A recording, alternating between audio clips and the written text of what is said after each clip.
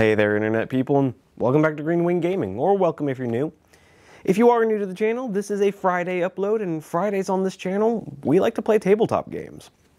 So, today we are continuing our playthrough of Rangers of Shadowdeep, and today is going to be a lot of fun because we are finally beginning the Ghost Stone mission pack. Just before the holiday break, we finished out the Burning Light mission pack and kind of finished out the entire core rulebook, so we're really getting into like the expansion books now, which, I mean, to be fair, we've already technically done 2 of them, but the ones we're about to get into in the next coming months are going to be, I would argue, the best ones. They're the ones that really, Joseph McCullough really put his back into these ones. He really swung for the fences. The scenarios are looking like a lot of fun. I've tried not to read too much about them because I don't want to spoil too much, but obviously I have to know what to prep for you guys, so I had to do a little bit of pre-reading. But yeah, today we are starting the Ghost Stone mission pack. For those of you not familiar, this actually has kind of an interesting, I don't want to call it a gimmick, but an interesting mechanic to it, and each of the upcoming mission packs kind of go for that, of having some kind of interesting mechanic to them. For this one, it actually requires the player to have 2 different parties of Rangers. As someone pointed out in the comments of a previous video, you have to have a Ranger party that is between the levels of 5 and 10. For that one, we're going to be using our main Ranger party, Tywin and his merry band. Technically, he just hit level 11, but I'm gonna go ahead and use him anyway because he kind of skyrocketed from like hovering just under level 9 to then jumped across level 9, level 10, and hit level 11 because we finished out the mission. And yeah, there was no way for me to predict that he was gonna jump 3 levels. So, with all that being said, Tywin and his bunch, because they are so experienced, are going to be taking up the more experienced scenarios in this mission pack. And for the more junior scenarios, this mission pack is divided into 2 missions. There's like a lower level scenario and a higher level scenario. For the lower level scenarios, we're actually going to see a bunch of returning friends from previous scenarios that we've done on the channel. So if you haven't watched the previous missions, I would heavily recommend you do so. They're all in a playlist over on the channel. By all means, go check them out. But even if you've never watched any of these, even if you have no idea what I'm on about, you might be a little lost in terms of the rules of this game, but by all means keep watching because the game is pretty self-explanatory, even if you've never seen it before, and it's going to be a lot of fun, even if you don't know who the characters are. So, you don't have to go watch the whole playlist to enjoy this, but if you have been hanging around since previous videos, there's going to be a little payoff for that. Because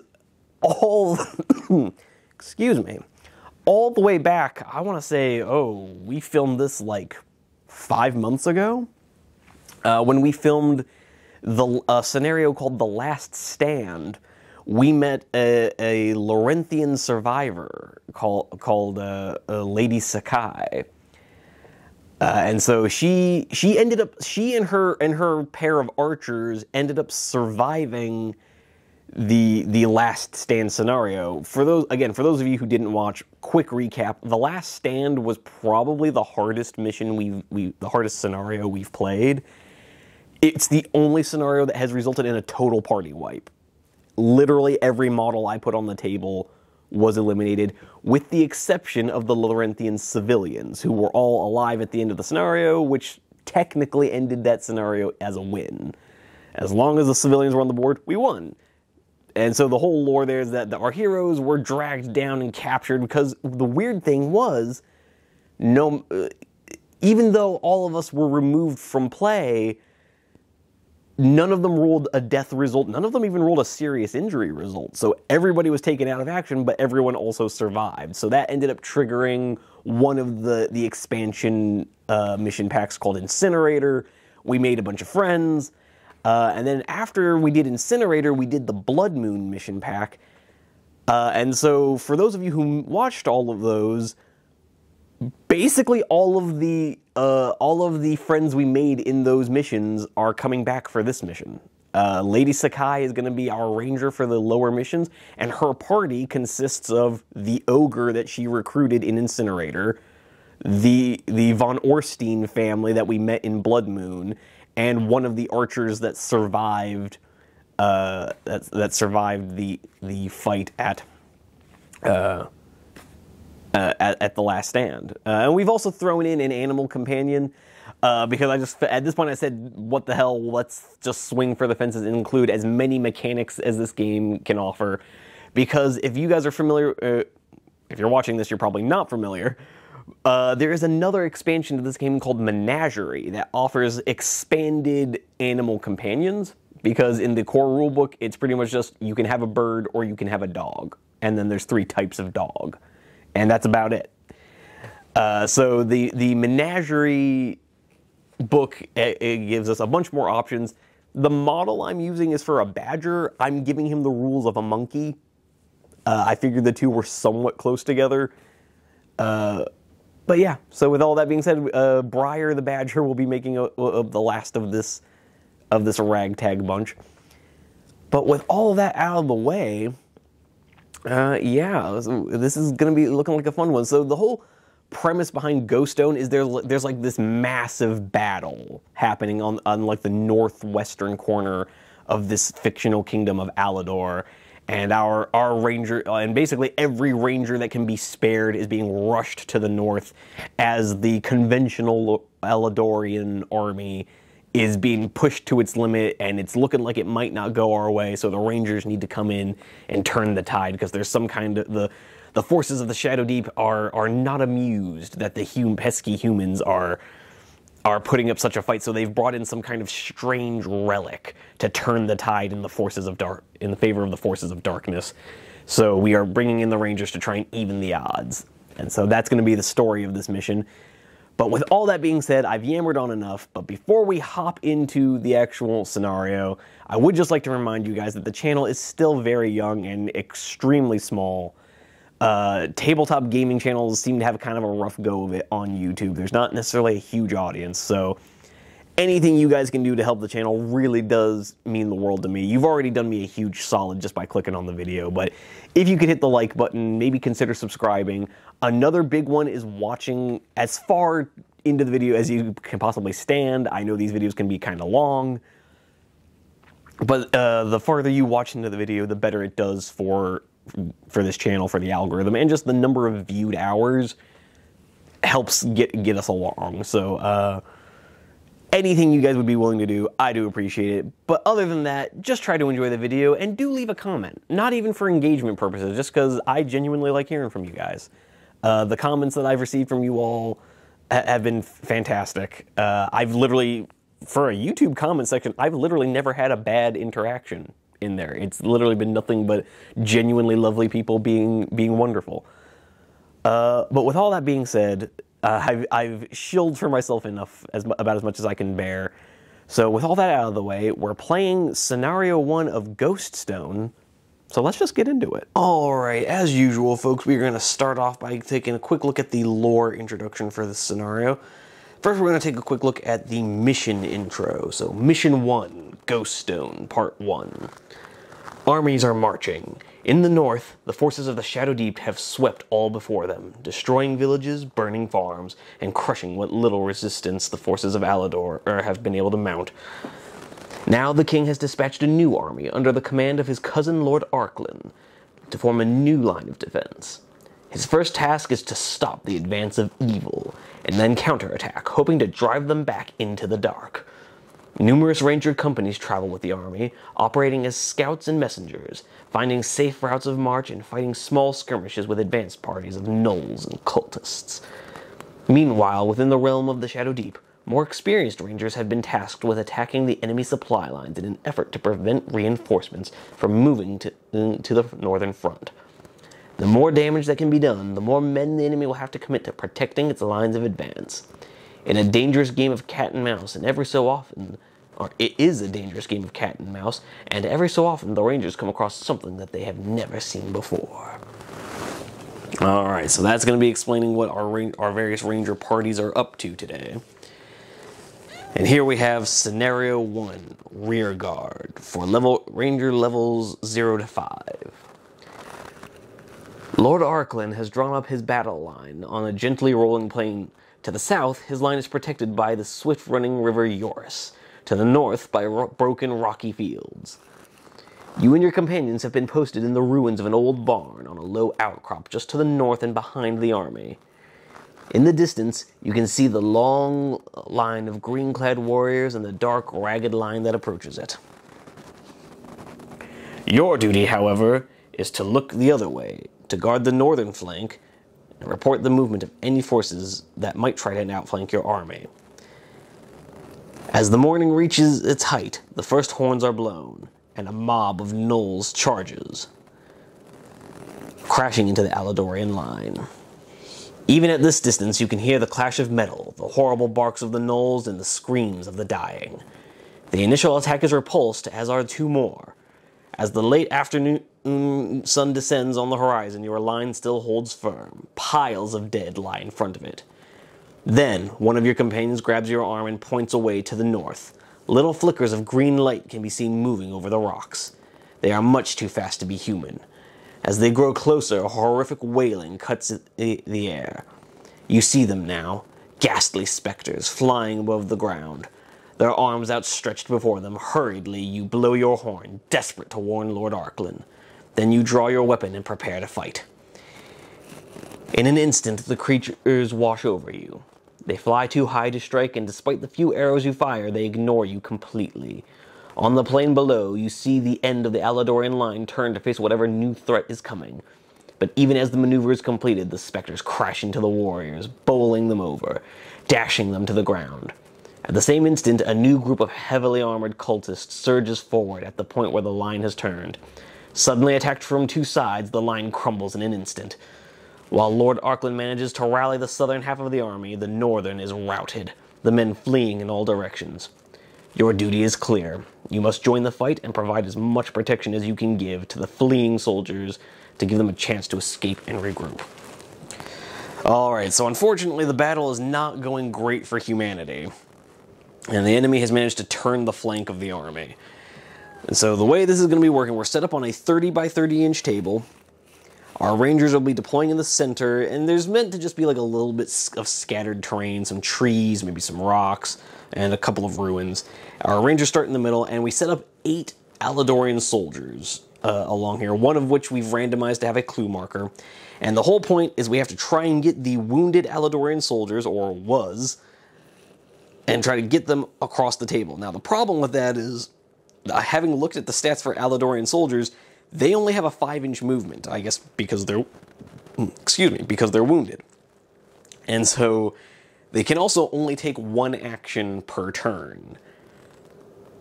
That's going to be a problem, because it's going to take they start 5 inches up the table, so they've got to move 25 inches. It's going to take them 5 turns to get across this table.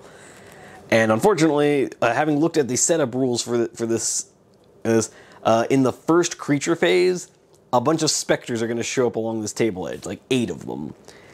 And they have a 6-inch move, so it's going to take them a whole 2 turns to catch up to them, unless we can find a way to slow them down. So that's going to be tricky, considering I only have like 6 models. So we're going to have to try and thin the herd just a smidge.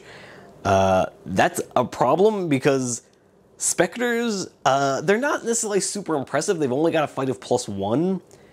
The problem is that they only take half damage from non-magical weapons, and because this is my less experienced group, there's no enchanted weapons to be found. Although, to be fair, I don't think Tywin and his bunch have any enchanted weapons either, but at least they have a magic wielder. We have no such luxury. So, yeah, it's going to be a challenge getting through these specters, but if being a ranger was easy, anybody could do it, so... With all that being said, let's take a look at the table. Before we get too deep into looking at the table, I just wanted to introduce you guys to the new crew that we're going to be dealing with. Up front, we have Lady Sakai, who we have not seen since the incinerator mission pack. To give you guys a quick rundown of what she's looking like, we decided to build her at least a little bit different from Tywin. I wanted to be able to differentiate the two ranger parties. So she will be running with just light armor and a two-handed weapon, so she's going to be a little easier to get damage in on. However, because of, you know, the last stand and getting through incinerator, we have gone ahead and jumped her up to level 2. So she's going to be rocking around with a fight of +4 with her two-handed weapon. And she's got stuff like parry, deadly strike, so she can once per game get a critical on an 18 or a 19 instead of a 20. And stuff like that. She's got a blend into the shadows that lets her become invisible for a turn. Yeah, so we're just going for a slightly like a swifter, more DPS type build of just trying to do more damage, whereas Tywin's a bit more of a tank. Next to her, we have our first non-standard animal companion, who I'm actually gonna try and get into slightly better lighting. This is Briar the Badger. Now we're using the rules for a monkey for him, which basically are going to give him, because there is no badger entry even in the menagerie book. So we gave him the rules for a monkey, which gives him a climb of +10, acrobatics of +5. He has a max damage of 5, so like even if he rolls a 20 on a creature with no armor, he still only does 5 damage.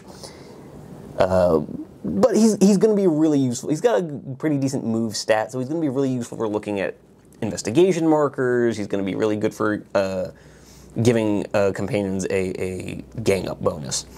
Next to him we have Olaf von Orstein with his once per game flintlock pistol. Like, in case you guys didn't watch the Blood Moon video, the way we're running him is he's just a swordsman. I've bumped him up with a shoot of +1 just to make that pistol somewhat usable. But the way the pistol works is we're kind of treating it as a combo of a throwing knife and a crossbow, in that it gets +2 damage, but much like a throwing knife, it's only got an 8-inch range and it can only be used once per game.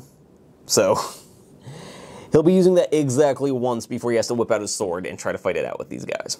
But anyways, next to him is his daughter Ingrid. She's got a hand weapon, she's got a crossbow, and yeah, she's just an archer with a +3 shoot. Although I have to just say, I still love these models so much. I can't really emphasize enough just how much I think those models are super cool. But then behind them we have another crossbow-wielding woman. This is Becca the Bounty Hunter. Just because I couldn't come up with a better name for her. So another archer, shoot +3, fight +1, has a crossbow. Yeah. But then, for a fellow we also haven't seen in a while, we have Gorbin the Ogre, who was recruited during the second scenario of the incinerator mission. Gorbin, I mean, there's not a lot to say about him. He's got a fight of +3 with a massive mace that causes +2 damage. But has none of the other drawbacks of a two-handed weapon, so he's still only got a one-handed weapon. So theoretically, we could later give him a shield if we really wanted to. But he's already got an armor of he's already got heavy armor, so I mean, he's doing pretty good on the tanking front anyway. So he's also got like a I think it's like a strength of +5. No, it's a strength of it's a strength of +8 and a swim of +3. I'm not sure why he's such a good swimmer, but whatever. I don't really care. The model, this is the model from, again, trying to get this into slightly better lighting. This is the model, one of the models that came from the Cursed City limited game release, the one that sold out in like 2 days. But yeah, so this is our new party, and this is not where they're going to be starting. They're going to be starting more up like this, starting in the center of the table. And I think what we're going to do is we're going to have Gorbin and our ranger rush forward. But panning out for a second, just to take a wider look at the table. The table's meant to be mostly wide open. We've got some scattered trees, a hill. We're meant to have a couple of ruins in there. But the big thing to note is the long line of wounded Alladorian soldiers making their way across the table. Now, as I said, they can only move 5 inches and can only move once per turn. And in the creature phase of the first turn, specters are going to start showing up along here. Now, they won't be able to move in the creature phase, like their activation for turn 1 is just showing up. So these guys are theoretically going to get like 10 inches of movements. So that should give them some time, but we're going to have to spread out. And that problem is these specters are so tanky that I don't really like the idea of having my team take them on mano a mano. So I'm guessing the best strategy I can come up with is try to save like 6 of them, and the other 2 are just going to have to fend for themselves, as much as I hate to say it. But with all that being said, it's a quick sweep of the table. There's not a lot to look at here. Just, random house, ruined house, some trees. But with all that being said, you've now met the crew, you've gotten a sweep of the board, and we will get things started in turn 1. Alright, kicking things off in the Ranger phase. I have mildly adjusted. I've decided to send Briar off with Gorbin just to give him someone to fight with. The whole lore behind why I added Briar in is I just like the idea that Gorbin, while marching back from deep within the Shadowdeep, came out of the Shadowdeep into Alladore, discovered the sun, discovered the woods in a place that doesn't look like the Upside Down, found a little furry creature and just loved it to pieces. And the Badger is super not about it. He's been trying to claw his way away from Gorbin for a while, but Gorbin is his pet. Is like, I want to pet him and love him and stroke him, and so it's his long-suffering animal companion. But with all that being said, like I said, we're gonna hop into the Ranger phase, where Lady Sakai is just gonna go for it. She's just gonna yeet herself on up the table, like so, ending up about here with her 10.5-inch move. Gorbin, on the other hand, only has a 7.5-inch move, so he's gonna end up just past this tree. And we're just going to keep his animal companion with him. And that is the Ranger phase done. Pretty quick, right? Funny how that works when there's no enemies around yet. But with that being said, I'm going to have to cut the camera because now it's time to bring the enemies on in the creature phase. And coming back, we now have, through movie magic, we have a line of specters showing up along the specter edge of the game. The rulebook kind of differentiates between the specter edge and the exit edge. For those of you wondering, the Alladorian soldiers mostly are just free guild guard from Age of Sigmar, or for those veteran players out there, they are state troops from Warhammer Fantasy. I bought a single box of them just to have guys to put down on the table, although I ended up losing a few, so I had to have a couple stand-in models, like this guy who's like a builder from the Night's Watch for the Song of Ice and Fire game, and then we have like a random Viking dude over there. But anyways, for the baddies, we just have some Age of Sigmar Bladegeists, I believe they're called. I don't play Night Haunt. I don't play Age of Sigmar at all. But what I will say is Age of Sigmar, if you guys are trying to prep for a campaign of Rangers of Shadowdeep, Age of Sigmar is probably the best place to go for bad guy minis. For hero minis, I don't know. I feel like there's other places you can look for better minis, but for specifically for the bad guys, the Beast Men, the Servants of Darkness, the Night Haunt, they're all just amazing sources of bad guy minis, which was a huge problem for me, because when I started collecting for Rangers of Shadowdeep, I already had a bunch of hero minis because I just like collecting the good guys, but I had like no bad guys. I had no enemies for my models to fight, so I had to scramble and buy a bunch of stuff, and Age of Sigmar really came to the rescue. But with all that being said, I will quit rambling, I promise. We're gonna hop into the companion phase real quick. As I said, these Alladorian soldiers don't move super quick, and the ones over on this flank are more or less being left to their own devices. We're just moving them up the table. It should take them about 5 turns to get across. Although, looking back on it, are these guys a little too far up? They are. Yeah, I've moved these guys just a little bit too far. So more like that. Sorry, folks. This guy is going to be a giant. You know what? We're just going to sit him on this rock. Yeah, cool. Good times. Move this guy back a smidge. Okay. And then coming over here, this guy is undeterred by the presence of an ogre showing up right in front of him. And we did it, boys. We advanced a bunch of models a whole 5 inches. With that being said, it's on to the companion phase. I don't know how much I even want to move my companions, but we are going to move them at least a little. So we're going to move... Yeah, we're just gonna focus down on one flank because I don't want my guys getting torn to ribbons. So he's just gonna move up 6 inches. Ingrid's gonna move up to support him. Becca is gonna move up this way. And yeah, that's gonna be about it. We're not even gonna. Well, no, I just realized why. I just remembered why I didn't want to move them, because these two. We're still gonna move Olaf up. But we're going to keep our archers where they are, because I would like to try and focus down a couple of these baddies. So we're going to start off with Ingrid von Orstein dialing up a shot over into this Spectre right here, see if we can't lighten up that flank a little bit. So, our first attack of the game, she has a shoot of +3. The Spectre only has a fight of +1, so the odds are in her favor. Let's see if she can't do some damage. Okay, yeah, so she's done pretty good. She's done pretty good. She's rolled a 13 to the baddies' 3. As always, good guys will be green, bad guys will be blue. It's just easier for me to remember that way. So she's rolled a 13, becomes a 16, but then the crossbow makes that 18 points of damage. Which after his armor would be 8 points of damage, but then his magic affinity cuts it in half to just 4 points of damage. So he's going to go down to 6 wounds, unfortunately.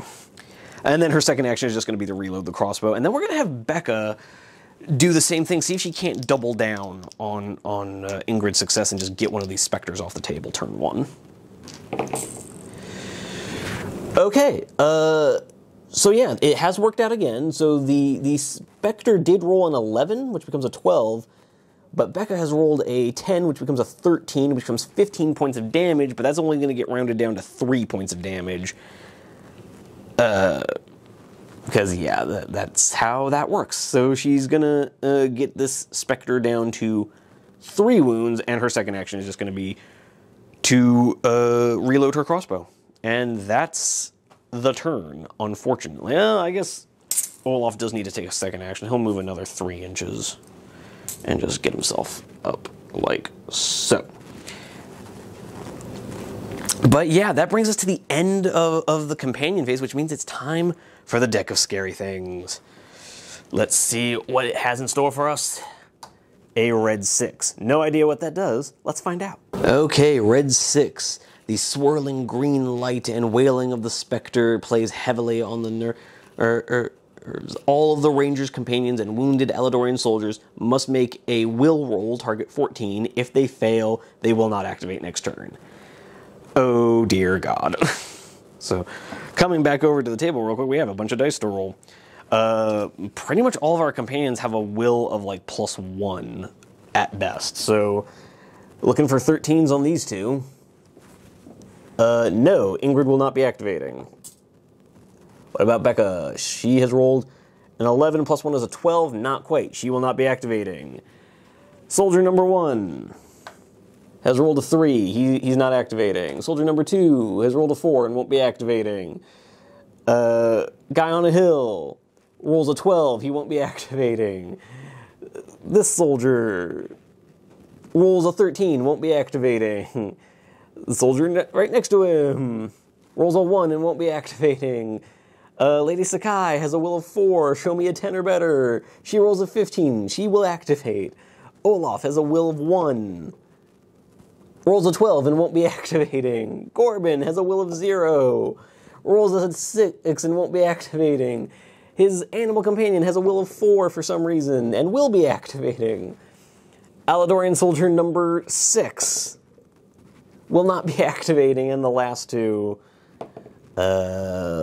won't and will.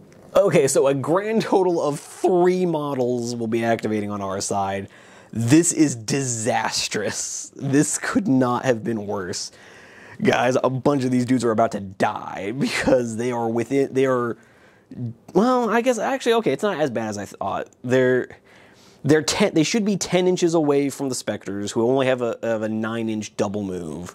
Okay, it's not so bad. It's not so bad. What is terrible is that our companions are, like, not any of them are activating, which is not good. That's very, very not good.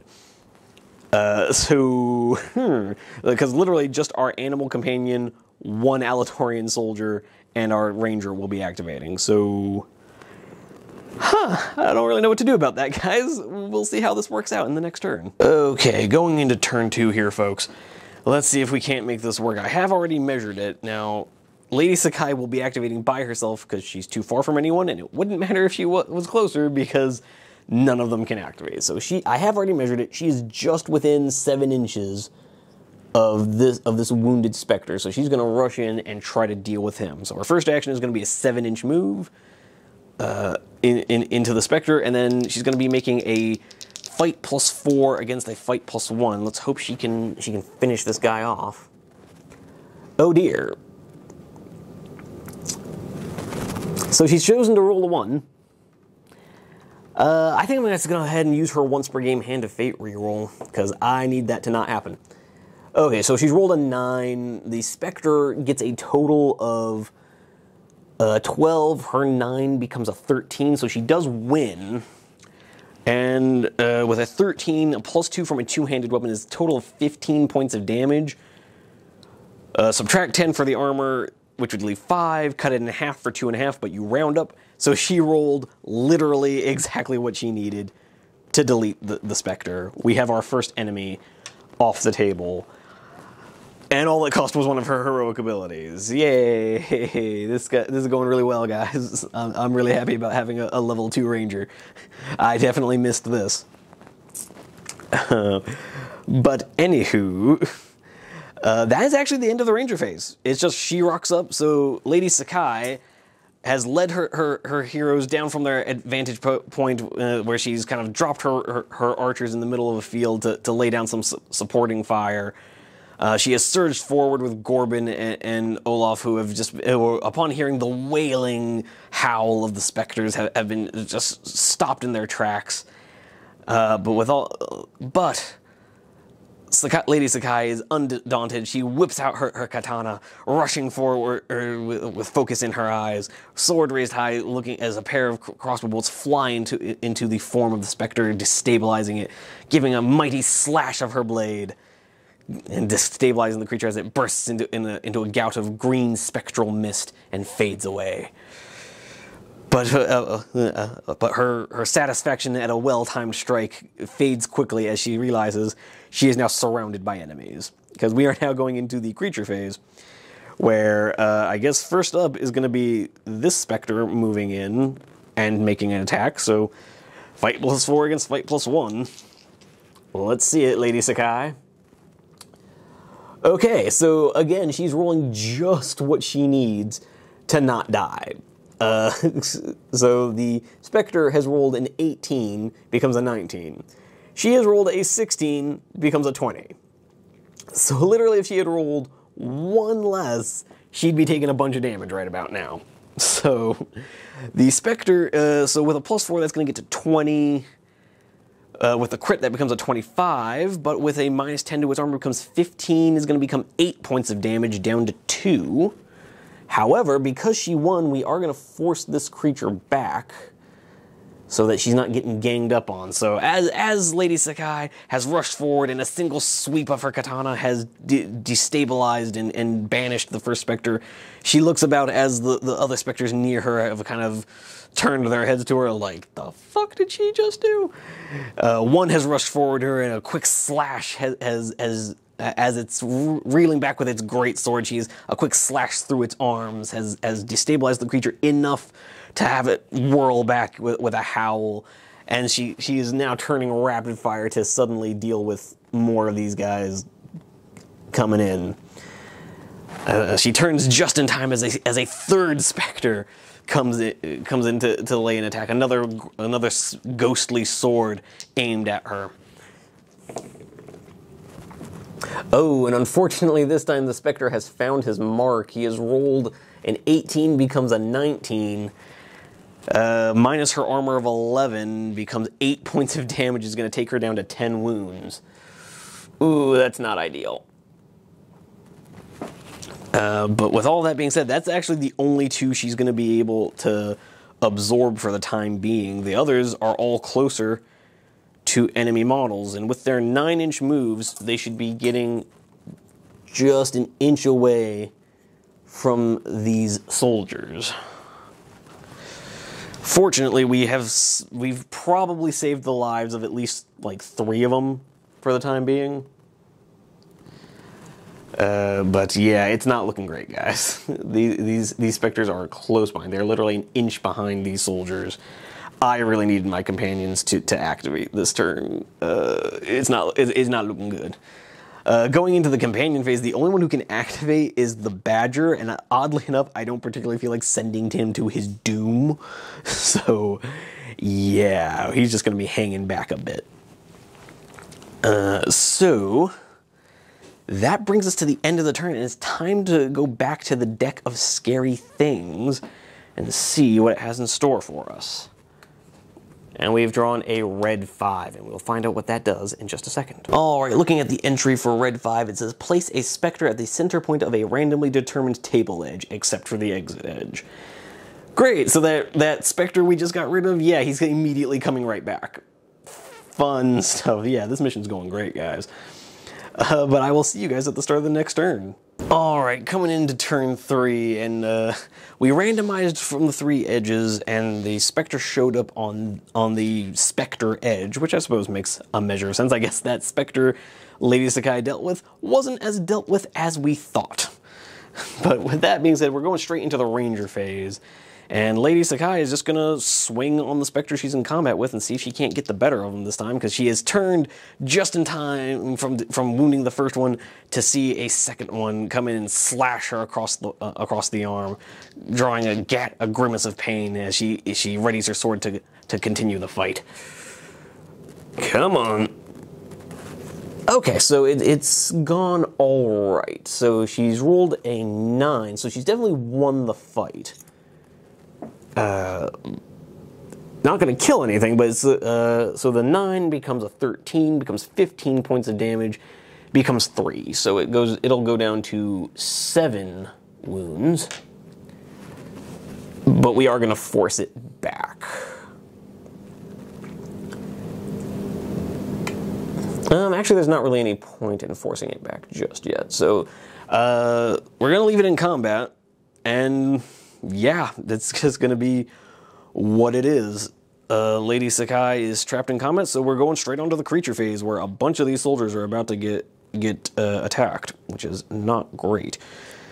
But let's start with the Spectre in combat with Lady Sakai. So she has been slashed across the arm by this creature's long sword, has grimaced in pain, and took a step back before sliding forward in an upward slash, bringing her blade up through the Spectre, causing a slight distortion. But the Spectre is undeterred and continues to press forward with its blade, attempting to end the pesky ranger. Oh! Okay, this has actually gone pretty well. So the Spectre almost had us with a 17 becomes an 18, but Lady Sakai, apparently not having it with these Spectres just coming back, has rolled a natural 20. With her fight +4 and her +2 on damage for a two-handed weapon, that becomes a 26, becomes 31 points of damage. Even with the -10, that would go to 21, would go to 11 wounds. That would be enough to one-tap this Spectre. So she is now deleted 2. Admittedly, the first one she killed came right back, but who cares? It's fine. So she has rushed forward, kind of banished one Spectre, wounded another, spun around, took a hit to the arm, slashed forward, and as the Spectre kind of reeled back and lunged forward again to end her, she followed up with a flowing second strike, banishing this creature from the field of battle. However, even as she's done so, the wounded Spectre comes roaring back in, looking for payback. I like to think she's become a bit of a whirling dervish as her, her first blow rushing forward, upward swipe, moving seamlessly, stepping forward with a downward swipe, spinning back to face it, seeing that the enemy is destroyed, and spinning back to face the wounded one just in time to get her blade up to guard from the attack. It's gone okay. It's gone okay. The Spectre has rolled a 3, the Lady Sakai has rolled a 6, so she's a 10, becomes a 12, is going to become 1 point of damage. So this Spectre is going to go down to 1 wound and be forced back, but the other Spectre right here is going to rush in.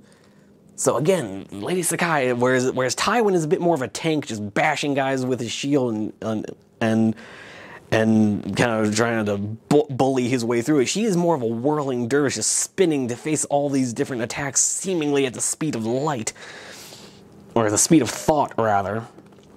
She's destabilized one Spectre, wounded another, took a wound, finished off that Spectre, spun around, fought off this one, turned around again to face a new Spectre. So, oh man, like even trying to conceptualize it and describe it to you guys, I feel like I'm losing my mind a little bit.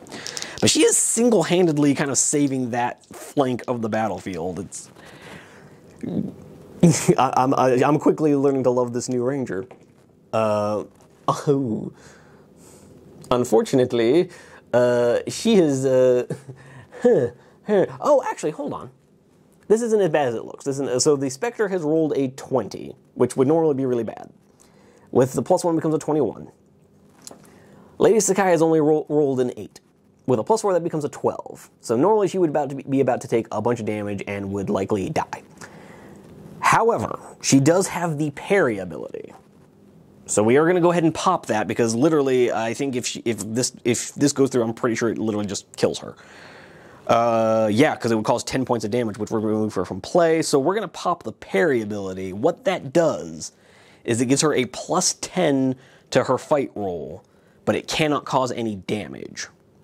So she's going to go ahead and pop the parry ability. She whips back around just in time to intercept the blow that would have driven right through her throat. And so her roll becomes a 22. Just enough, literally just enough to not take any damage and force back the Spectre. But with that being said, we now have to do the Spectres that are tagging up on the soldiers. So we're just going to go down the line where this Spectre comes in on a soldier. It's fight +1 against fight +1. Whoever rolls the highest. So we've rolled a 13 and a 3. Oh, no, sorry, that's an 18 and a 3.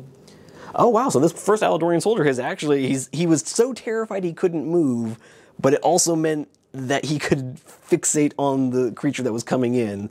So he's got a total of 19, becomes 5 points of damage. So he's actually halved this Spectre.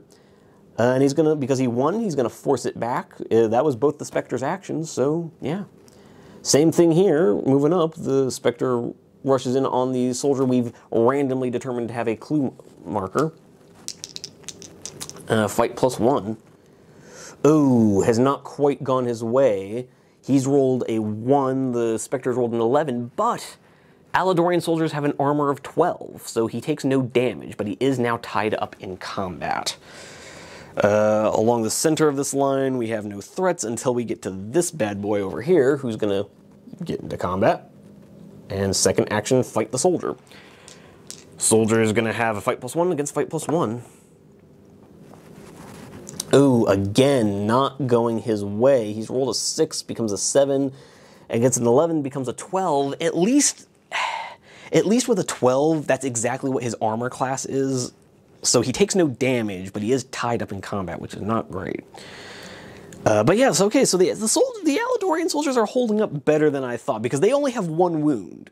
Each Alladorian soldier has only 1 wound. If they take any damage, they just instantly die. and they don't get to roll on the out of action table. If they go down, they're just dead. So that's not ideal. So going on for our little, let's kind of come over here a minute and give you guys a better look at this guy. Only because I'm just happy with the paint job I did on our Viking-looking guy is now tagged in combat. Again, fight +1 to fight +1. Oh, and he just instantly dies. The Spectre has rolled a 19, becomes a 20. Yeah, Viking guy is the first one to go down. Fortunately, the special rules do say that the first time a Alladorian soldier dies, a clue marker comes up. So I'll put that down in a second. But going on to our last fight.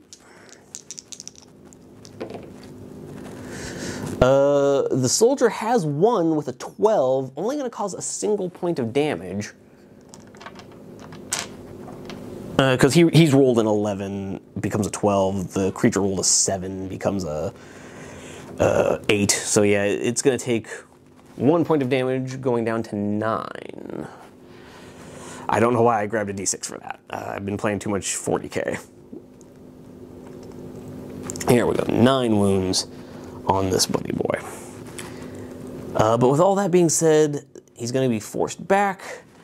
So we have, okay, so we have one soldier dead, 2 tied up in combat, but other than that, the rest of them are good to go. So we are going to go ahead and launch into the companion phase, where we're going to go ahead and have this guy make a run for it. He's going to move his 5 inches, not loving his odds because he's surrounded by enemies, but who knows, maybe we can get something going. This soldier is tied up in combat, can't move. This soldier is just gonna end up like so, a couple inches shy of our glorious archers, although, yeah, that is 5 inches. That is, oh no, he should be just a little bit farther, as should this guy. Cool. Buddy boy here doing much the same, gonna end up like so. They are currently very thankful for the ranger who saved them. And then coming back over to this side, the true warrior here, the guy who did 5 points of damage, gonna move 5 inches forward. Coming up like so. And then we're just gonna have him do much the same. Okay, so like 4 of them are in the clear. 1 is about to get jumped on by a pair of specters. But this guy is probably gonna die. But we can probably save these ones over here. But with that being said, I do need to put that clue marker down from where the first one died. So that's gonna go like so.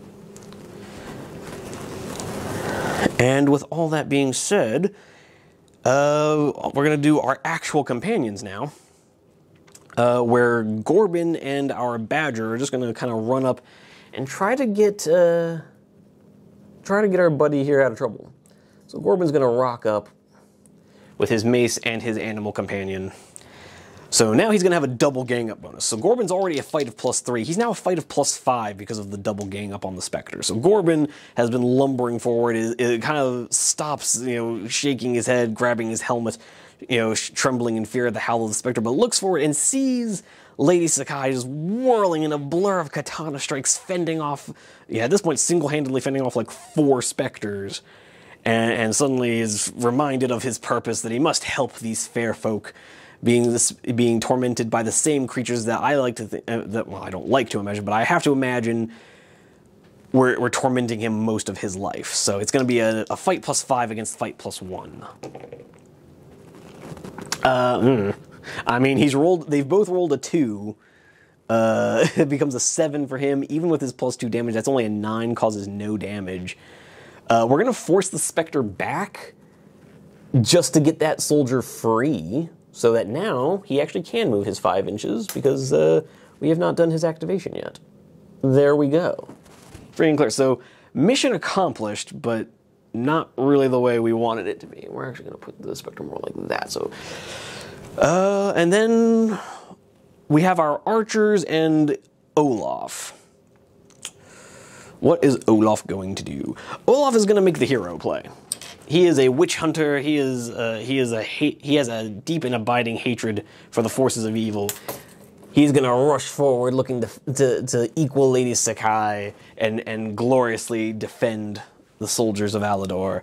He's gonna rush forward and try to basically be a bit of a magnet for these two. I don't even know how much that's gonna work for this one, but maybe if he can deal with this creature, he'll have some luck. But with all that being said, our archers don't have great lines of sight. If they try to fire over here, it's going to be like a -3 for all the cover in the way. So really their options are try to continue supporting Lady Sakai or try to support Gorban. Those are the options right now. So I'm not real sure what to do here. I think what we're going to do is try to support Lady Sakai, because she's kind of our beat stick, and it would be nice if we could free her up and not have her tar pitted. So we're going to start with Ingrid. She's going to dial up a shot on the 1-wound Spectre, because it's the easiest target, and we just need to get bodies off the table. So shoot +3 against fight +1. Oh, nope. She's rolled a 6, becomes a 9. The Spectre's rolled a 10, becomes an 11. So her second action is to reload, and Becca... So seeing the whirling slash marks of the Ranger, Ingrid has dialed up a shot, but the arrow just passes through the Spectre without any noticeable impact. Becca just looks at her, sighs, and says, well, I guess we just keep fighting. Dials up a shot of her own, looking to do the same. Oh, but has only rolled a 3 against the creature's 4. Wouldn't have been enough to do any damage anyway, so our archers do nothing, which is unfortunate. But that brings us to the end of the companion phase. Things looking better than I was expecting. It's looking like about a little over half of these guys are going to be able to make it. I figured at least 2 of them were going to die. I wasn't going to be able to get all 8 off the table, as much as I would have liked to. But with that being said, it's time for the deck of scary things. So the third one of these, let's hope it's not yet another Spectre. We've got a red 9. Okay, let's find out what that does. All right, place a wounded Alladorian soldier at the center point of the table edge to the left of the exit. Okay, so coming over here, we're just going to take the guy that just died and literally put him right there. So Viking Boy was actually not dead. He was slashed to the ground and extremely injured, but then pops up at the center of that table edge. But with all that being said, that brings us to the end of this turn, and I'll see you guys at the start of the next one. All right, coming into turn 4, we're getting through this. And let's see, we're gonna have Lady Sakai, because we have to go right into the Ranger phase, see if we can't clear through this bit of a tar pit she's found herself in. So she's going to rush forward into this uninjured Spectre and see if she can't hobble him just a wee bit. So it's going to be fight +4 against fight +1. She's seen the pair of crossbow bolts fly through and knows her companions are attempting to aid her. And she is bolstered by this and lunges forward into the attack. Oh, okay. And apparently she was quite bolstered, so the Spectre has rolled a 9, becomes a 10. She has rolled a 19. With her +4, that becomes a 23, but with the +2 from a two-handed weapon, from her katana, that becomes a 25, but then with the +5 for it being a critical hit, that gets her to a total combat damage score of 30. Even with the -10 from its armor, and the cutting it in half for not being magic, Lady Sakai has just one-tapped this Spectre. Lady Sakai is proving to be the hero we all deserved. See, this is what I love about dice games, guys. Sometimes things start off looking real rough, but it just leaves room for the heroes to look even more heroic. So yeah, Lady Sakai has just rushed forward, bolstered by the aid of her companions, and with a single anime-style slash of her katana, has utterly destroyed the Spectre that came floating in, looking to best her. She is now, however, going to pop another heroic ability for dash, so that her second action can be to move 9 inches and get over here, trying to help this beleaguered soldier. like the hero she is. Like, seriously, guys, I'm loving this. I didn't think I was gonna like a second ranger party. I thought it was gonna be annoying, like, oh, you're not my real dad. But I'm actually really digging it. But with all that being said, we have to go into the creature phase now. So we have to start with the closest creatures. So this Alladorian soldier is in combat. And so he's going to have to fight +1 to fight +1. Let's see what he's got. He rolled very well, but the creature rolled even better. The creature rolled a 20. Down he goes. So as she rushes forward to try and save the soldier, the Spectre has finished him off. But it is going to have a second action, so it's just going to turn around and kind of turn to face her. And it actually is going to get into base contact, because she's definitely within 6 inches. Which means this second Spectre is going to turn, she is now the closest, and also gang up on her. So they're going to now have a gang up bonus on her. Isn't that wonderful? So the creature facing her, so she has blasted apart the Spectre over, came rushing forward to try and help this beleaguered soldier, only to see him cut down by a pair of howling ghouls, who have now turned, or howling specters rather. Ghouls are a whole other thing. Although, and I just realized the other guy to die was also carrying an investigation marker. That's weird. But anyways, it's almost like, man. Apparently death is very interesting. It must be investigated. But yeah, so as these specters have hurled towards her, Lady Sakai has kind of managed to shoulder check the first swing of this guy, who doesn't get to attack, but another specter is moving up beside her, just barely being caught in this periphery of her vision as she spins to try and intercept the attack. Fight +1 to fight +2 now. Okay, so she's rolled a 17, which is not bad, to the creature's 6. With her +4, it's going to be a 21, 23, becomes 28 points of damage. So 28 points of damage, even with the halving. This creature was already injured. So yeah, this ghoul just dies. So Lady Sakai has killed a second Spectre in this turn, quickly becoming the MVP and proving why she is the Ranger Lorenthia deserves. But with this halberdier over here did manage to soften him up for her. But anyways, she is the hero we all need. But continuing on down the line, wow. So actually, now that I think about it, the Spectres are starting to look a little thin on the ground. They're down to 5 out of 9, so they've taken like 50% casualties. Okay, we're burning through them faster than I thought we would.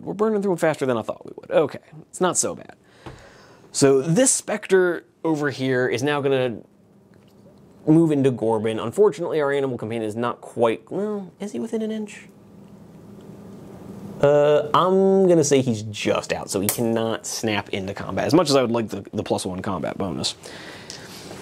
So this Spectre has been smashed back by Gorbin's charge, allowing the quarry of this wounded soldier to get away, and this ghoul is not having it, has let out a shriek and moved in towards the bellowing Gorbin, who is no longer afraid, has remembered his courage, and is ready to exact vengeance against him. He's going to be fight +3 against the creature's fight +1. Come on, Gorbin. Oh, okay.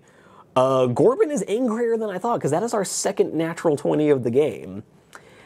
Where are these dice rolls when I'm playing D&D? I don't understand, guys. I've never rolled this many natural 20s in my life until I started recording for you guys. So he's rolled a natural 20 with his fight of +3, and then his mace does +2, and then a +5 for critting. That's another 30 damage.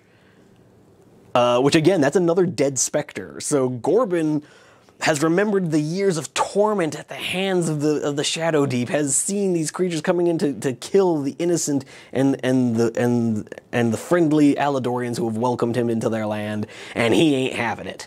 This creature howls towards him, and he lets a ferocious bellow completely drowns out the howl of the Spectre, bringing his mace down and obliterating the Spectre utterly. Not even mist rises from the impact crater of his mace. It's just a burst of dirt and mud, and the Spectre simply has been deleted from existence. But with all that being said, We move on to Olaf's first confrontation, where this specter is going to move in on him. Not content to see the previously killed soldier up and moving around with his friend, as his friend has sort of rushed over, pulled him to his feet and said, "Come on, mate, we're not dying here." Pull the Captain Price from Call of Duty. "We are leaving!" But Olaf has found himself in combat with the Spectre, also with a fight of +3 against fight +1. So as he charges into the woods, swinging his torch into the face of the Spectre. "Back, creature! Go back to the shadow!" And other movie quotes that I can think of. So fight +3. Oh dear. The Spectre rolled a 19. That comes a 20. He takes 9 points of damage. He's down to 3 wounds, guys. Olaf's in trouble. Olaf is in trouble. Oh dear. That's not great. That is not great news, guys. But this Spectre over here, I'm going to have to measure to see who's closer. So Olaf is about 6 inches away.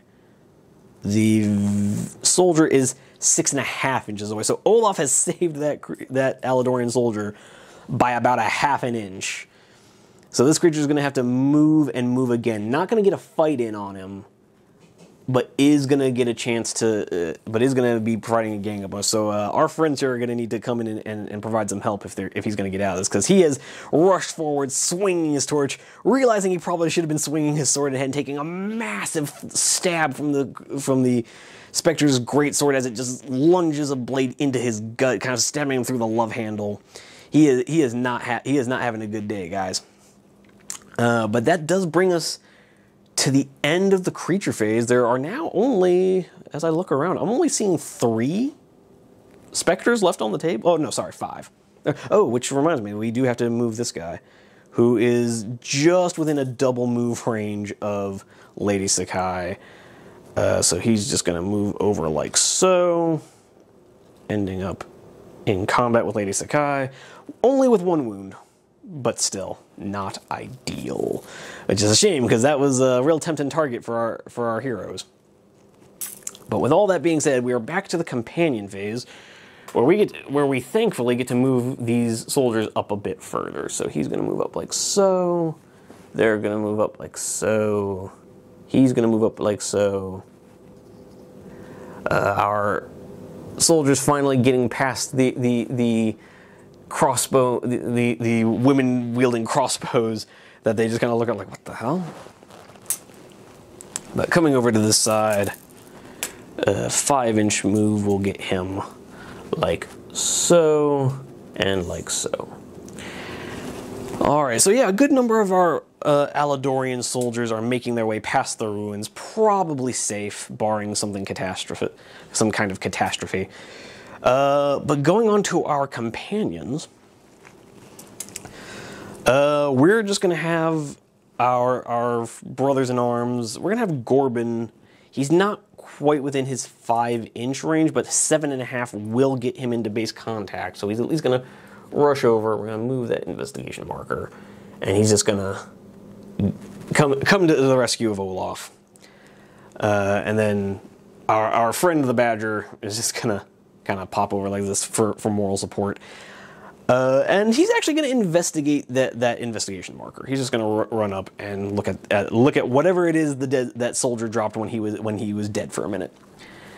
And so yeah, other than that, we don't really have anything to do. Our crossbow wielders don't really have any valid shots because everybody's tied up in combat, and I don't really want to risk hitting our people. So they're just going to move up. Becca is going to do a 9-inch move through the woods, is going to end up a bit like that. Ingrid is going to head the other way and try to back up Lady Sakai, ending up a bit like so. Well, let's see, she can probably move a little farther than that. So yeah, like another 2 inches, like so.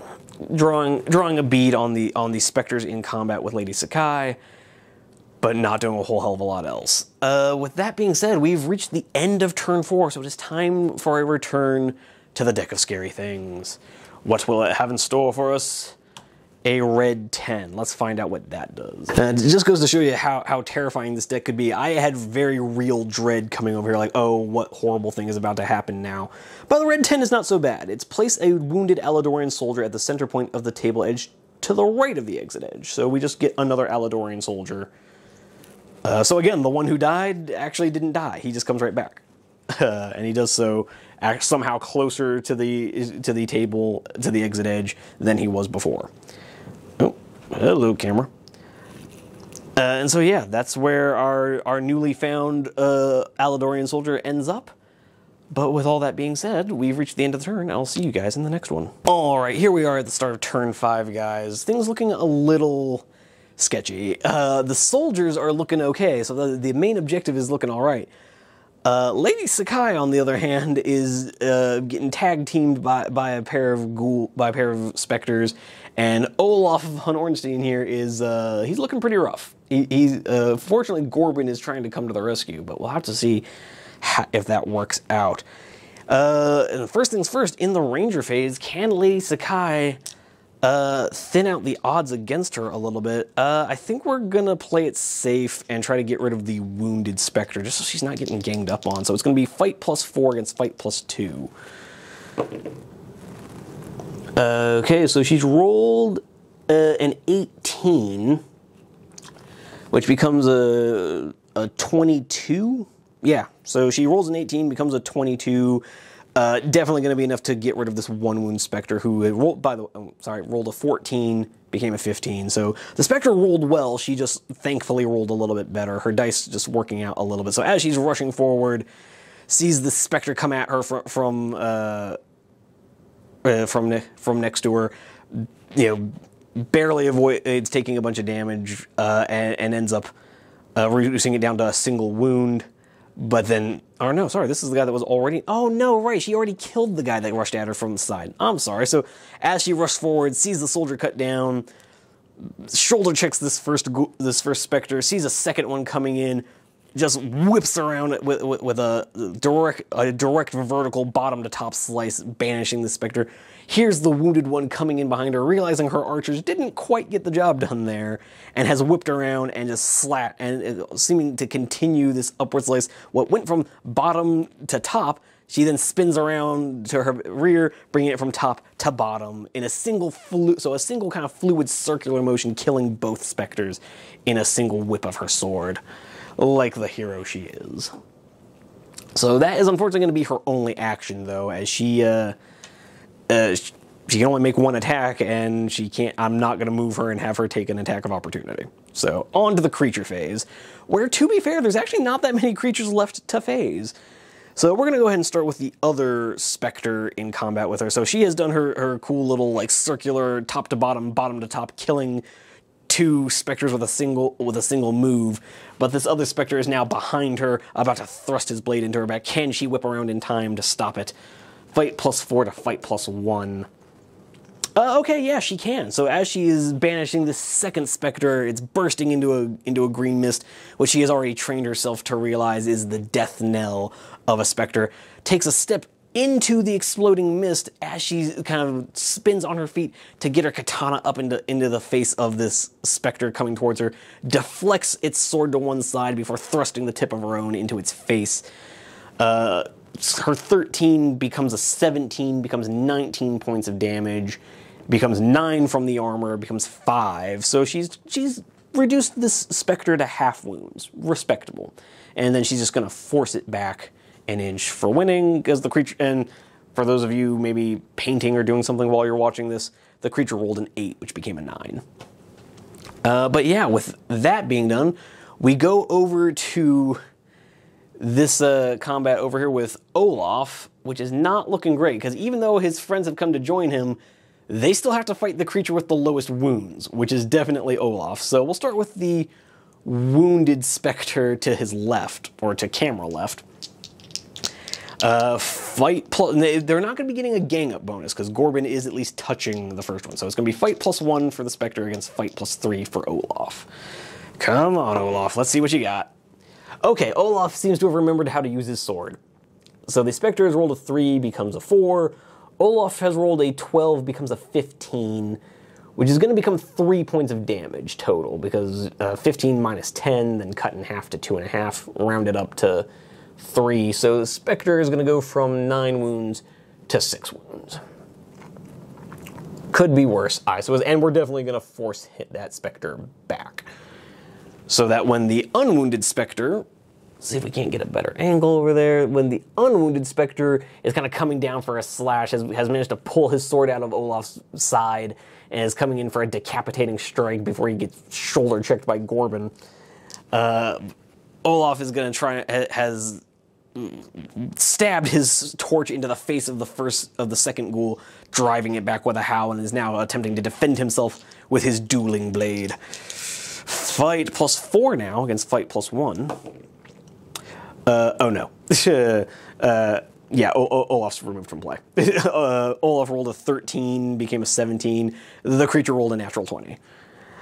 So what is his result on the out of action table? Okay, so he's rolled a 12 on the out of action table, so he's not going to suffer any permanent effects from this, but Olaf does become the first character removed from play. Unfortunate. So he's not dead, but he has been pommel striked by this Spectre and falls to the ground unconscious. But with that being said, he has at least absorbed both attacks. So so there is that, I suppose.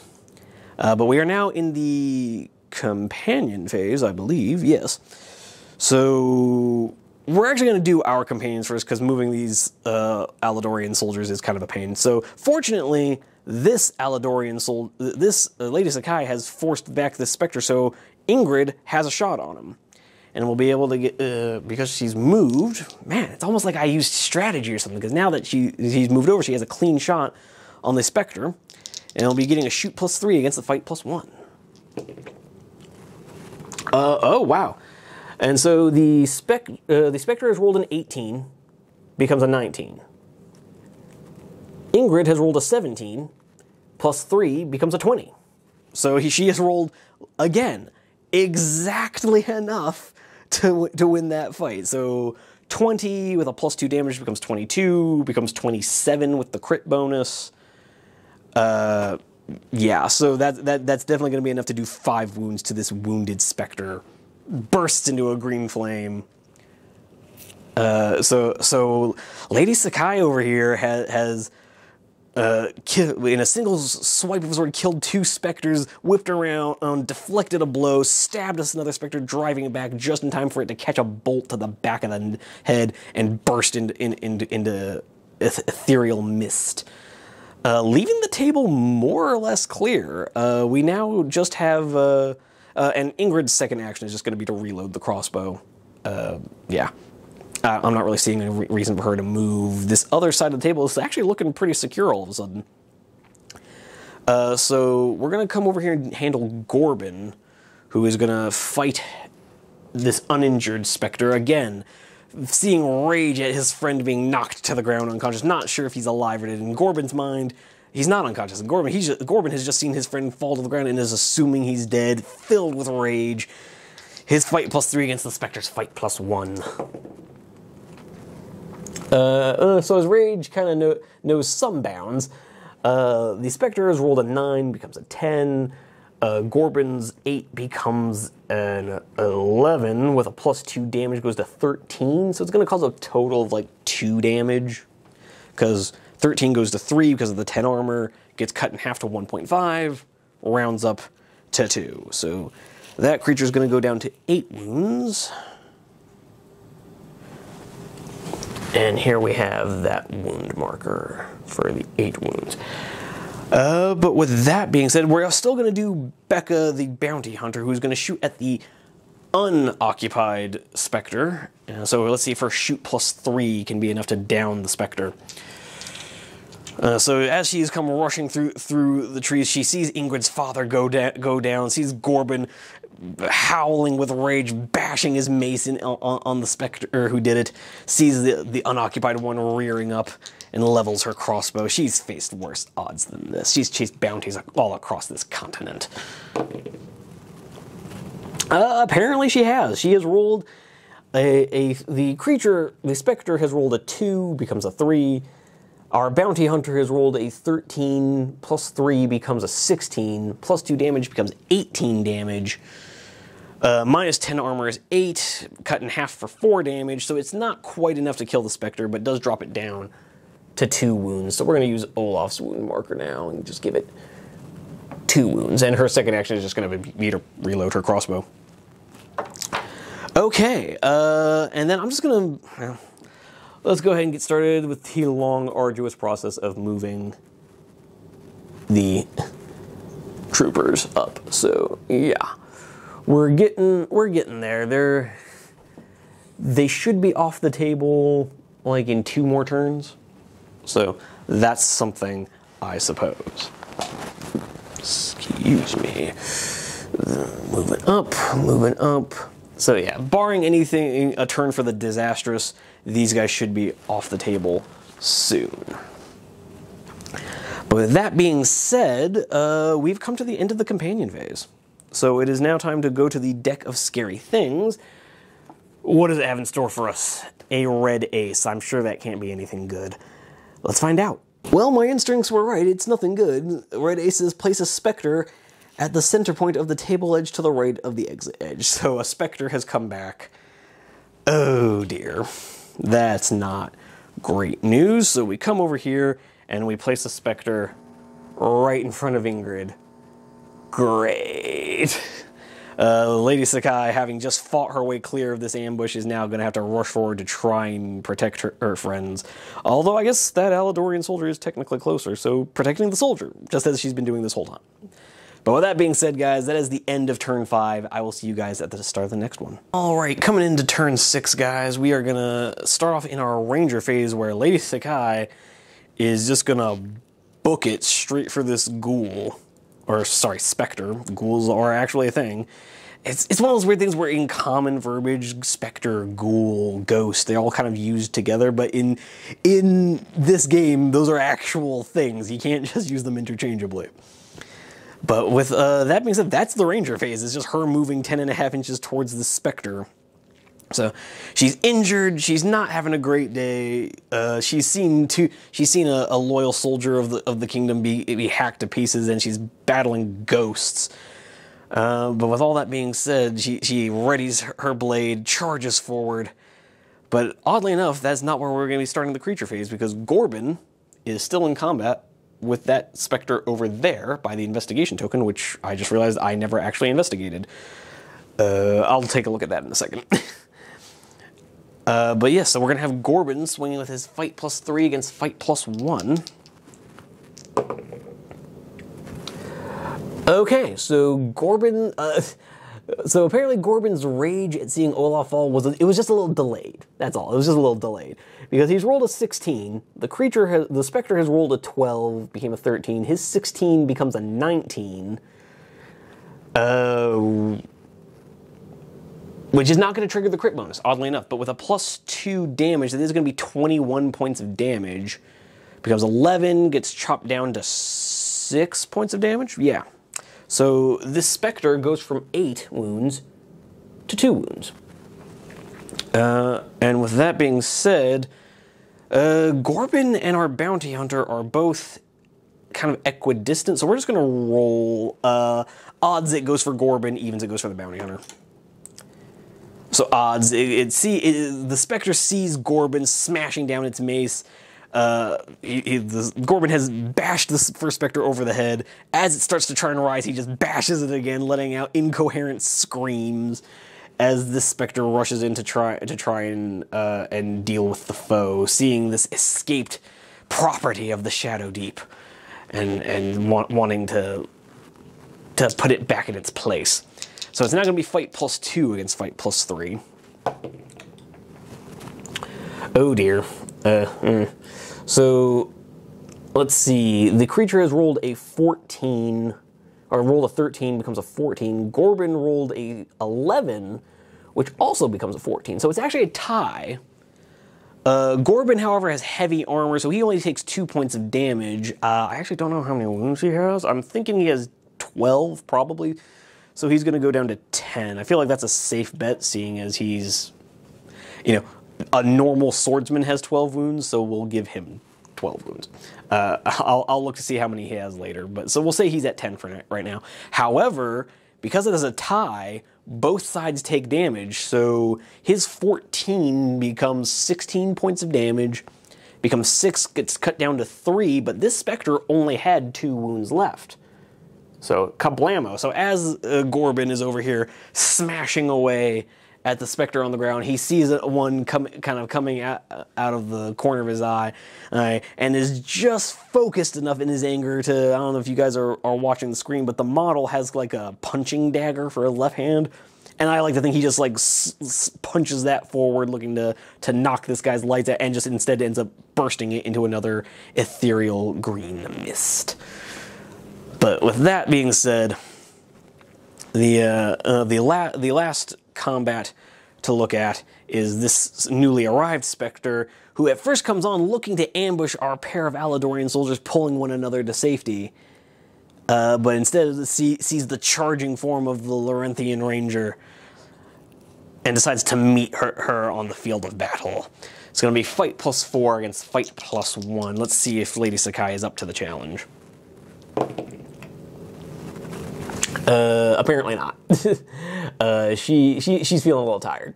The Spectre has rolled an 11, becomes a 12. Lady Sakai has rolled a 6, becomes a 10. She has an armor of 11, so she's only going to take 1 point of damage, but she does go down to 9 wounds and is locked in combat. Most unfortunate. But that does bring us to the end of the creature phase and into the companion phase, where I think the play is going to be for Ingrid to drop her crossbow, draw her family blade, just like her father, and charge forward into the Spectre. That is going to be a double move for her. So she is going to end up in con, but she will now be providing Lady Sakai with a gang up bonus in the next turn. Over here, we're going to have Briar the Badger do much the same. He's going to move up and then just kind of burn his second activation, because I ain't trying to see him get killed. He has a fight of +0 and like 1 wound. I do not, or sorry, no, he actually has 4 wounds. But our bounty hunter is going to rush forward doing much the same. Her crossbow being useless, she drops it to the ground, draws her combat knife, and rushes in to help the not so gentle giant. And then it is going to be Gorbin's turn. Gorbin, normally a fight +3, now has the double gang up bonus, being a fight +5 against the wounded Spectre's fight +1. Okay, and the Spectre has rolled a natural 1. Gorbin has rolled an 8, becomes a 13, +2 damage becomes 15 damage, more than enough to do the 2 damage that it takes to kill the Spectre.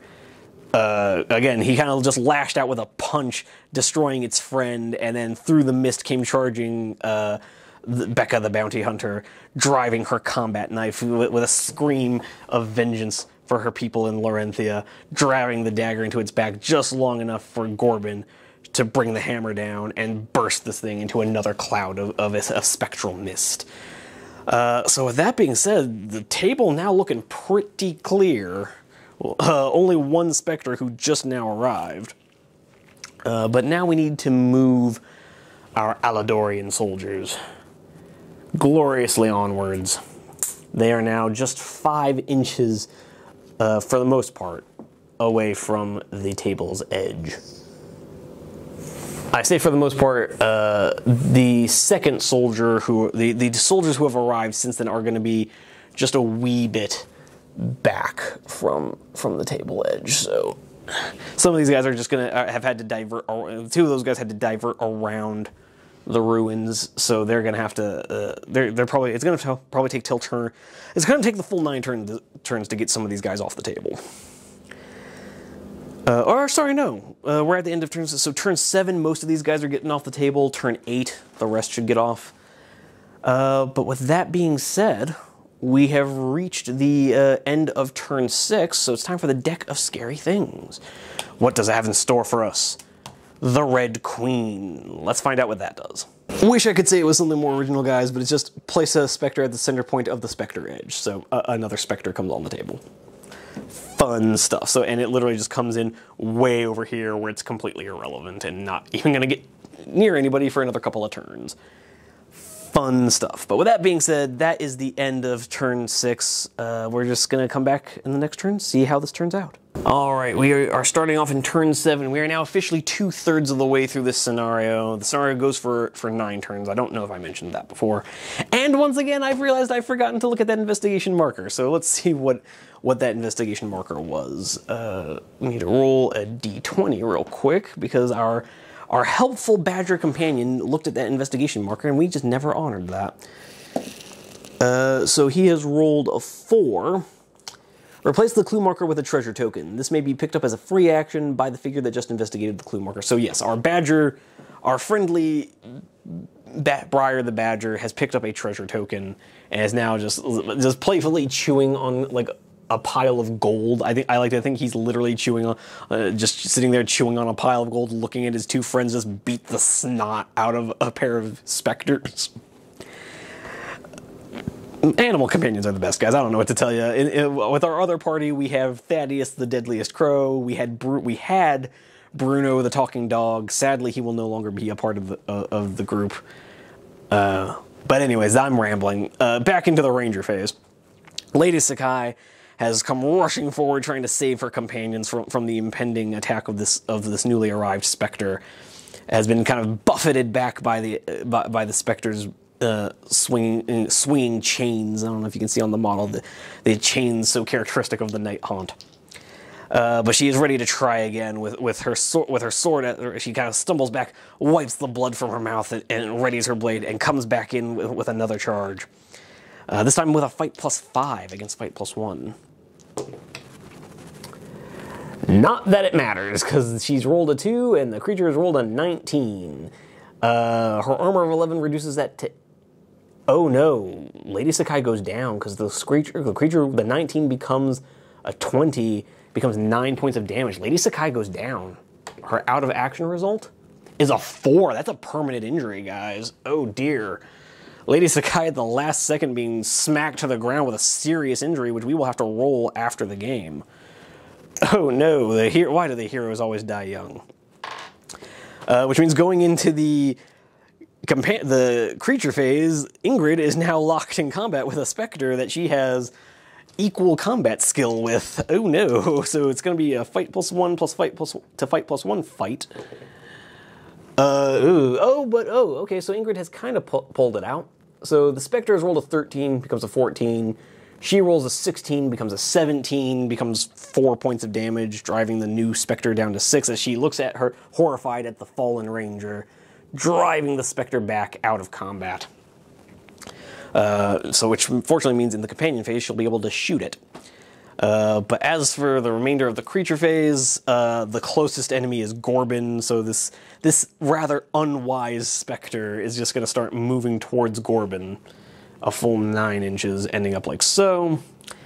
But that gets us out of the creature phase and now into the companion phase, where most of these Alladorian soldiers are now removed from the table as they've crossed to friendly lines. We have a full 5 of them who have made it off the table. This 6th one is going to be just shy, along with 7 and 8 just falling short. They will get off the table the next turn because there's literally nothing that can stop them now. But we're going to play it rules as written because I don't know what else is going to come on the table. Maybe like, I don't know, some type of comet comes down and hits them. I don't know.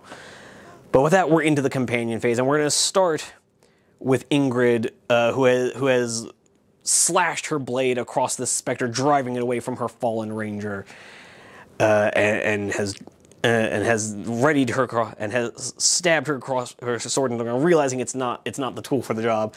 Whips up her crossbow, and is looking to finish this creature off. Kind of steadies her dead shot aim and shoot +3 against fight +1.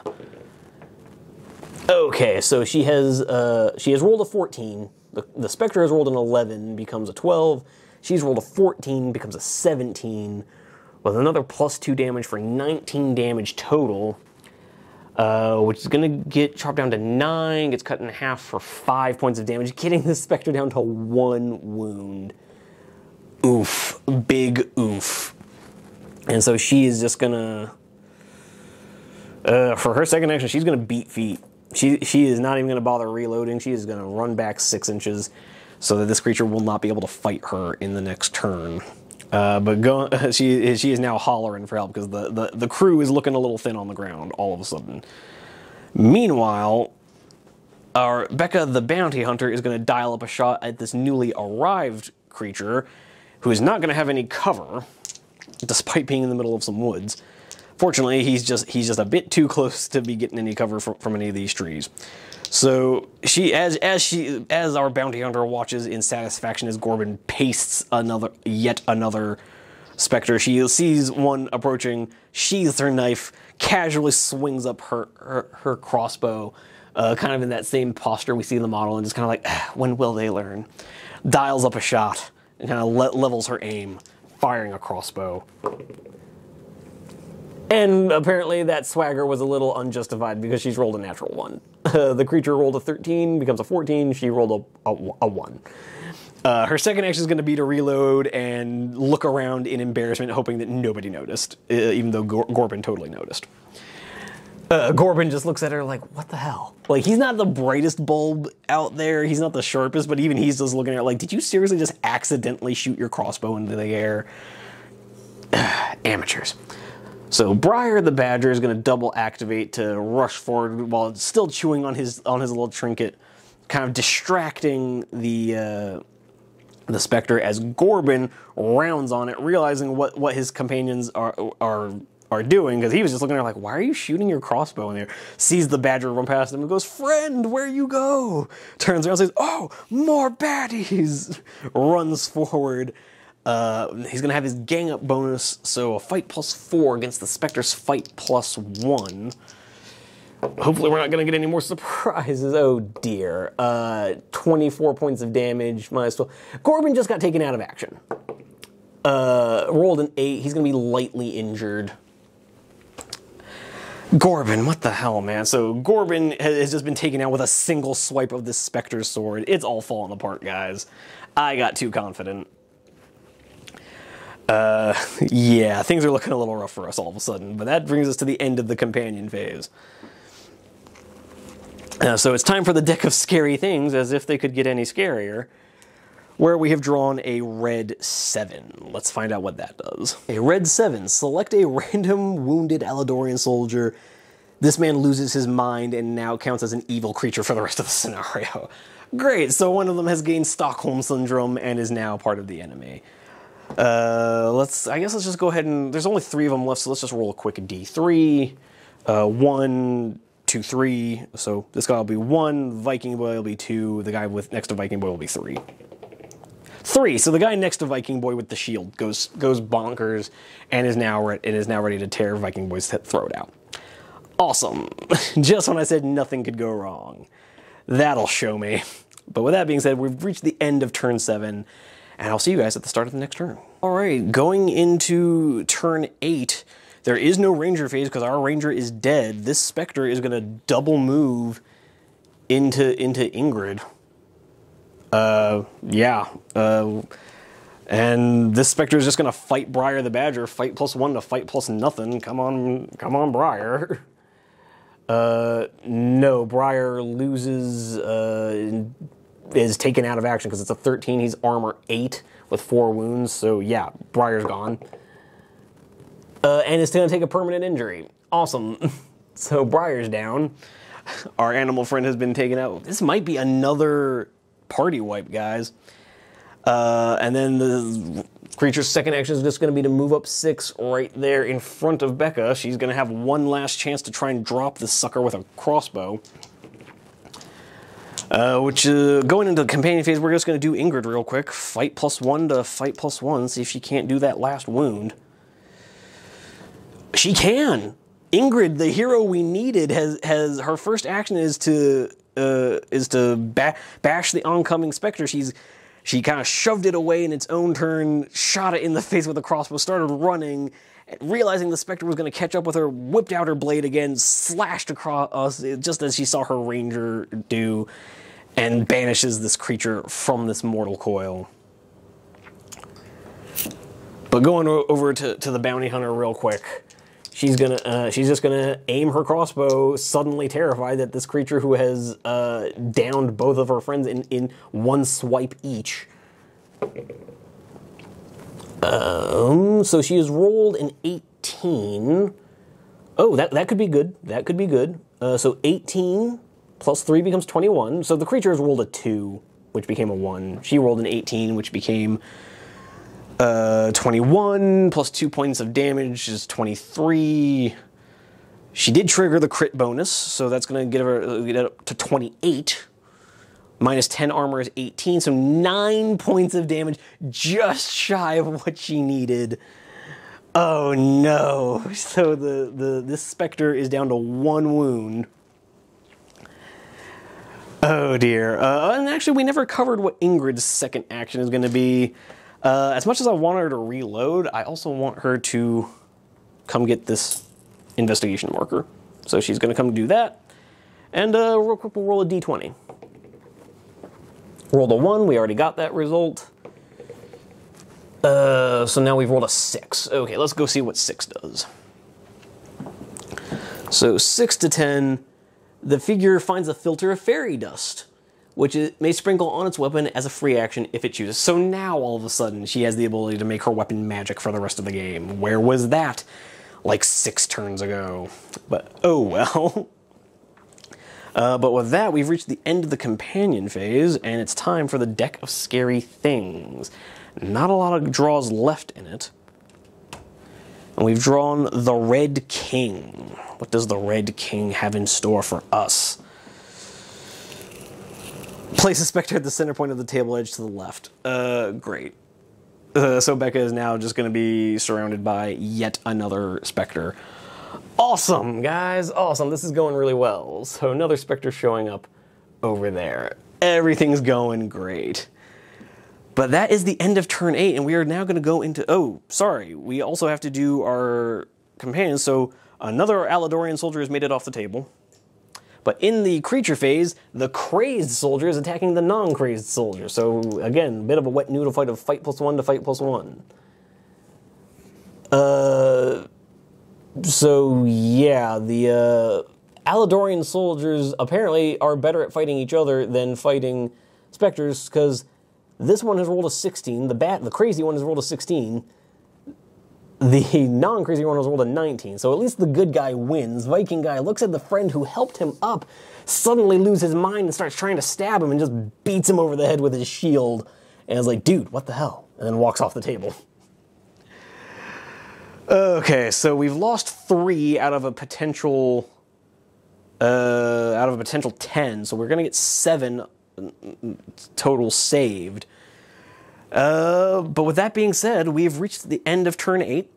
I will see you guys in the last... Actually, you know what? We don't even... We've got everything on the table. Let's just go ahead and launch into turn 9. We don't need another clip for this. It's going to be real quick. Ingrid has nothing to do. She's just going to stand there. First Spectre is going to charge the Bounty Hunter. It's going to be fight +1 to fight +1. Come on, Becca. So Becca takes a point of damage going down to 9 wounds. Because she rolled a natural 1. Again, the Spectre rolled an 11, becomes a 12. She has an armor of 11, so she takes a point of damage. Then the other Spectre is going to double move into her. Unless that is somehow 6 inches. No, it was not 6 inches. So it had to double move. That's the end of its turn. That's the end of turn 9. So... yeah, that is going to bring us to the end of the game. We would have one more draw on the card, Red Jack. What does that give us? Red Jack. A Knoll Sergeant shows up in a random corner. Yeah, so 2 Spectres who showed up late kind of get the better of our party. But as the wounded Alladorian soldiers have regrouped, I like to think the northern flank of the army has stabilized thanks to the brave actions of this ranger party, who have mostly been eliminated. But we are going to have to roll a pair of permanent injuries. Or no, sorry, Olaf was lightly injured, so was... or no, Olaf rolled full recovery. We are going to have to roll permanent injuries for Lady Sakai and Briar the Badger, unfortunately. So we will do that in just a second. All right, here we are on the permanent injury table. So we're gonna roll this up for Lady Sakai first. She has rolled an 11, lost a finger. So lost fingers was, the figure has lost one or more of its fingers. It suffers a permanent -1 penalty to its shoot. That's fine, she only had a shoot of +1. So yeah, Lady Sakai apparently has lost a finger. And let's see what happened to Briar the Badger. Has rolled a 4, smashed leg. Oh, so Briar has these awful specters have bashed Briar's leg. So the figure suffers a permanent bone or muscle damage in its leg. It suffers a -1 penalty to its move. Oh, so Briar now is now a wounded, limping badger. That's actually a lot sadder than I meant it to be, guys. Wow. Okay. But with all that said, just taking a last quick scan of the board, not much left on it, a total of 4 models.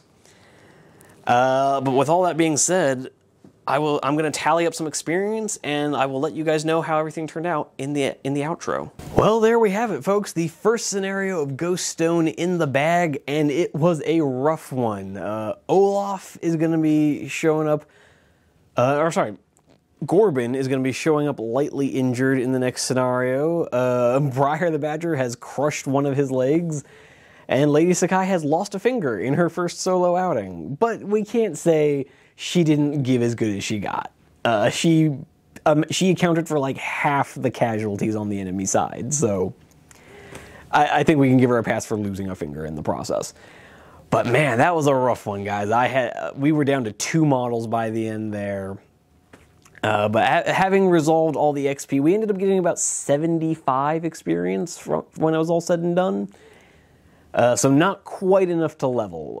Lady Sakai is literally like 13 points shy of her next level, which is unfortunate because she could probably do with it going into the next mission. But that's for another time. With all that being said, you'll notice I didn't roll for a magic item because in the Ghost Stone mission pack, they've introduced a new mechanic of using a deck of cards. That basically you shuffle up a deck of cards whenever you find a magic item, and you just draw a card, and it'll give you an item.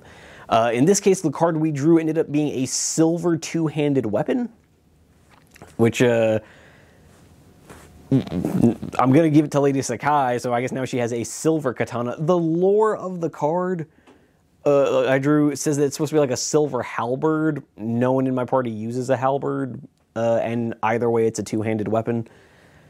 So we're just going to play this as Lady Sakai has been gifted a silver katana from the grateful survivors that she helped save, that they handed over this excellent weapon as a mark of gratitude for her service. The one thing, weird thing to it is that it has a special rule that if you have an armory level of 16, you can get a once per game throwing knife attack with it. Because it has the lore is it's a halberd with like a spring-loaded spike on the top that you can shoot at people. I'll just say there's like a spring-loaded dart in the pommel of the sword. Not that it matters, because none of in either ranger party is anywhere close to having an armory of 16. That's never gonna come up, guys. Sorry. But anyways, that kind of resolves the treasure token we found. Yeah, other than that, it's just on to the next scenario, and we'll be reunited with Tywin and his bunch as they are working their way deep into enemy lines to try and disrupt the attack. But with all that being said, I do hope you guys enjoyed this game. It was a real roller coaster for me. At first, I thought it was going to be a disaster. Then it started going really well, and then right at the end, it turned out to be a disaster. Probably other than The Last Stand, where everybody got removed from play, this was up there and easily the worst I've rolled on the out of action results. Lightly injured, 2 permanent injuries. It was a mess. It was a mess, but I hope you enjoyed it. I know I did. The dice are the dice. They always give you a good time. They're always going to give you an unexpected adventure. So I thoroughly enjoyed the roller coaster, and I hope you did too.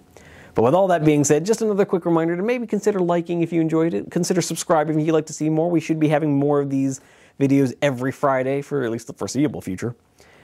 Other than that, I'm so glad you made it through all the way to the end. You're a real trooper. And by all means, please do leave a comment. Let me know what you guys thought. Did you enjoy this? Was any part unexpected for you? What are you thinking of our new ranger and her merry band?